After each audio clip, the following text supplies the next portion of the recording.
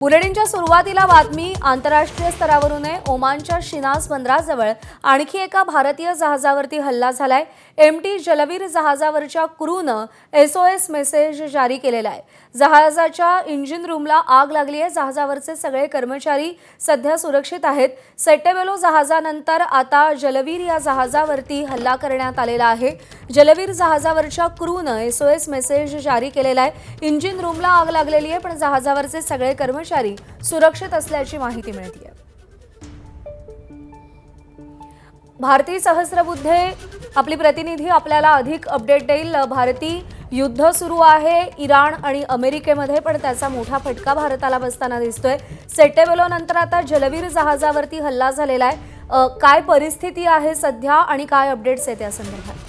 खरं तर गेल्या 48 तासातलं त्याच भागात हे दुसरं जहाज आहे जे हल्ल्याच्या भक्ष्यस्थानी पडलेलं दिसतंय। आत्ताचे जे अपडेट्स आहेत ते असे आहेत की आपलं जे ओमानमधलं भारतीय दूतावास आहे त्यांच्यापर्यंत सुद्धा ही माहिती पोहोचलेली आहे की MT जलवीर च्या इंजिन रूमला आग लागलेली आहे आणि तिथून मेसेजेस येतात आहेत।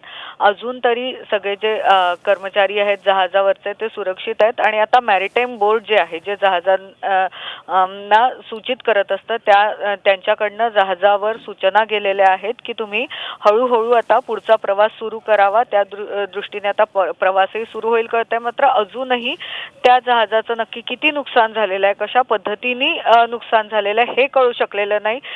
जी माहिती मिळवण्याचे भारतीय अधिकारी आता प्रयत्न करतात आहेत।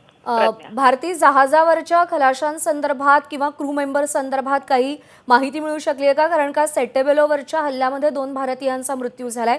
जलवीर संदर्भात काय माहिती आहे? खरं तर काल त्या 3 भारतीयांचा मृत्यू झाल्यानंतर आता खूप काळजी करण्यासारखी परिस्थिती आहे आणि एवढंच कळतं आहे की ओमान मधल्या शिनास नावाच्या ठिकाणाजवळ आता हे जहाज आहे। मात्र या हल्ल्यात किंवा जेव्हा आग लागली तेव्हा कवडाला कर्मचाऱ्यांना काही झालेलं आहे का याच्याबद्दलची माहिती मिळू शकलेली नाही। जी माहिती मिळवण्याचा भारत सरकारकडून आता प्रयत्न होतोय आणि त्यांच्याकडून सांगितलं जात आहे की लवकरात लवकर ओमानचं जे भारतीय दूतावास आहे तिथले अधिकारी त्यांच्याशी संपर्क साधण्याचा प्रयत्न करतात आहेत।